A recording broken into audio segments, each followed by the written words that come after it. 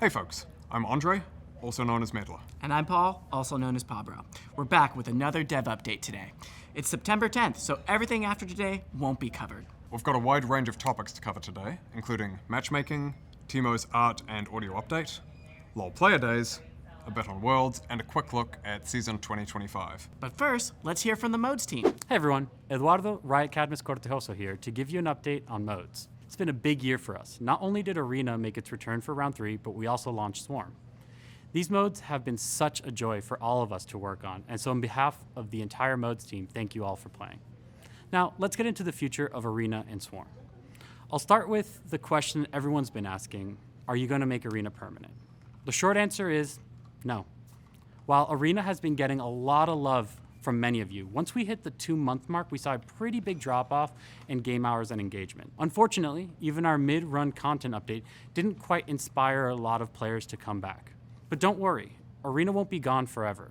We're planning on bringing it back in the first half of next year with some much needed quality of life improvements and even some more wacky augments for you to play around with. Now for Swarm. So from the beginning, Swarm was never intended to be a permanent game mode. And that's still the case right now. I know a lot of us, myself included, look back fondly on both Star Guardian and Odyssey, but Swarm actually surpassed both of these modes in terms of player engagement. And while we don't have a decision on if or when Swarm will be back just yet, given how much you all played, we're taking some of the learnings into consideration for future game modes and even the potential return of Swarm. I also wanted to let you know that Ultimate Spellbook will be returning as our next rotating game mode. It's already on PB right now and will be going out next patch. And before I go, I wanted to talk a little bit about ARAM. We know ARAM hasn't gotten much focus this year outside of regular balance updates. But don't worry, ARAM enjoyers, we got something cooking for you that will be oven fresh before the end of the year. That's it for the modes team for now. Make sure to check out the dev blog that comes out with this video for more information on both Swarm and Arena. And we'll be back in January to walk you through some of our plans in 2025. Hey everyone, I'm Phroxzon. I'm here to talk to you about matchmaking. Today we wanted to take a moment to look at how some of the changes we introduced this season have landed, and to share the areas we're looking to tackle next. Earlier this year, we had an issue causing some accounts to enter negative LP states. This meant players would lose more LP per loss than they'd gain per win, even if their MMR indicated they should be climbing. As of today, we no longer see this problem. Another problem we've been working on is autofilling.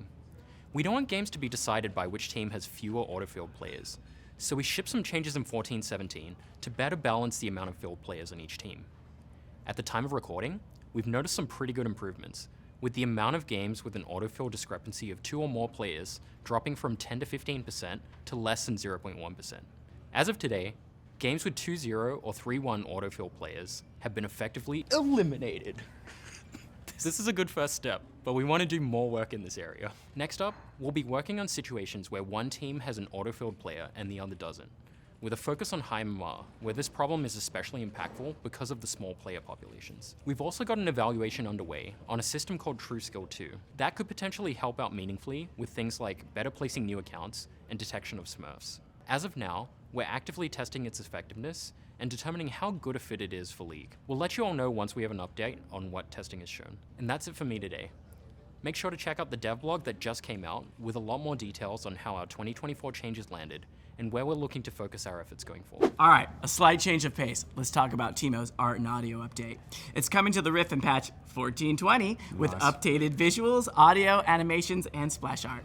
Gameplay won't be changing, so for those of you who love or hate Teemo, you're welcome, and/or we're sorry, maybe. When this update comes out, we'll be increasing the cost of his Happy Elf, Recon, and Badger skins to $750, given the increased quality on those skins. As with Lee Sin's update earlier in the year, if you don't own these skins yet, you can purchase them for 520 RP until it goes live if you want to get them at that cheaper price. If you'd like to learn more, check out our blog that's live today that goes into a whole bunch of details about our favorite little monster and making him look brand new. Also, Teemo's receiving a theme song, which will go live next week. Here's a sneak peek.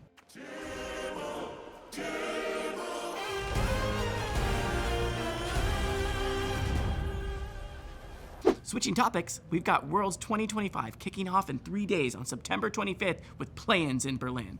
After Berlin, it's then Paris for both quarterfinals and semifinals, followed by London for the finals. This year we've brought back pick'ems, along with a new feature we're calling Global Power Rankings, that we think should be good if you want to get up to speed on teams or regions that you're less familiar with. Or maybe you just want to argue with our rankings about how your favorite teams stack up against their competition globally. We just dropped a dev blog that explains global power rankings in more detail, so go check it out if you want to learn more.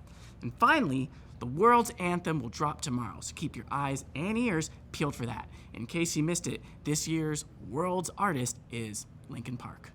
Along with Worlds in October, we'll also be celebrating League Player Days, a celebration of your League journeys over the last 15 years.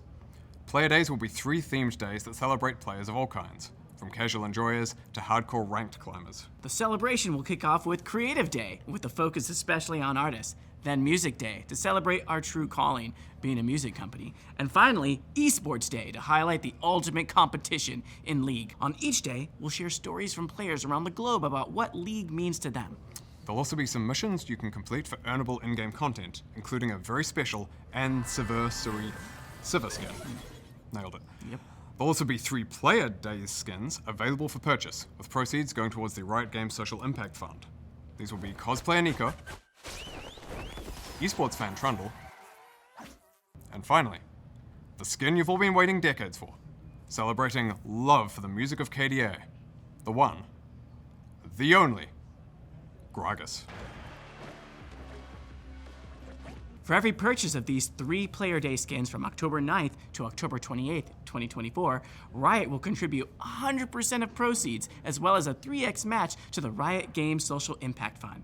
The festivities kick off on October 9th, which will also have a dev Q&A stream at 2 p.m. Pacific time. Join to have some fun with League devs, hear some stories from the old days, celebrate all of you, and just hang out. But we want to be clear, there won't be any big announcements or new games, so please stop by and say hi, chat about League, and meme with us or on us. While Player Days is all about celebrating your League journeys over the past 15 years, we also want to talk a bit about our plans for next year. Starting in 2025, we're evolving our approach with League seasons. Throughout the year, we'll have 3 distinct thematic seasons, each bringing its own narrative, progression, and content updates. Our goal is for each season to feel distinct, with different experiences, themes, moments, etc. highlighted. So that means in 2025, each season will include a new champion that's a core part of that season's thematic, with some connection to champions from other seasons as well. Each season will also have gameplay updates too, of course. One thing we'll be tackling for the first season next year is how a game can feel doomed once you have an exposed nexus, and quite often, people lose motivation to continue to fight. So we're exploring options on how to solve this experience and hope to bring a more competitive feel right to the very end of the game. Now, we're looking at some larger scope changes as well, of course, but we're going to be saving those for a little bit. We know we didn't get into too much detail on gameplay today. We'll have a lot more, though, on our January plans, and a dev update in November, a few days after the finale of Arcane. All right, so that's it for now. Don't forget to finalize your pick'ems, tune into Worlds, read the dev blogs, and join us for Player Days. As always, thank you for watching, and we'll see you on the Rift. See ya. Bye.